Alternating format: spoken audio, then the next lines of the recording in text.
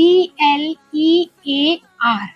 Okay, तो हमने क्या पढ़ा था कि सी कैपिटल, लायबिलिटी और रेवेन्यू ये बढ़ते हैं तो क्रेडिट होते हैं और घटते हैं तो डेबिट होते हैं, और एक्सपेंसेस और एसेट ये आपके बढ़ते हैं तो डेबिट होते हैं और क्रेडिट होते हैं तो जब घटते हैं। तो इंटरेस्ट और लोन बाय सुनील अकाउंट ये फर्म के लिए क्या एक्सपेंस है, तो एक्सपेंस बढ़ते हैं तो क्या होते हैं डेबिट होते हैं, इसलिए यहाँ पे डेबिट किया गया इंटरेस्ट और loan by Sunil account. Clear. और लोन बाय सुनील अकाउंट क्या है, फर्म के लिए एक लायबिलिटी है, तो फर्म के लिए, बिजनेस फर्म के लिए एक लायबिलिटी बढ़ गई, तो जब लायबिलिटी बढ़ती है तो क्या हो गई क्रेडिट अकाउंट, इसलिए to loan by Sunil account. इसलिए मेरा आपसे रिक्वेस्ट है, बस आप ये क्लियर को याद रखिए, तो आपको जर्नल एंट्री लर्न करने की जरूरत ही नहीं होगी। जब एक्सपेंस बढ़ती है तो वो डेबिट हो जाती है, जब लायबिलिटी बढ़ती है तो वो क्रेडिट हो जाती है।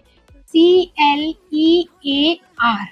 ओके, तो हमने क्या पढ़ा था कि सी कैपिटल, लायबिलिटी और रेवेन्यू ये बढ़ते हैं तो क्रेडिट होते हैं और घटते हैं तो डेबिट होते हैं, और एक्सपेंसेस और एसेट ये आपके बढ़ते हैं तो डेबिट होते हैं और क्रेडिट होते हैं तो जब घटते हैं।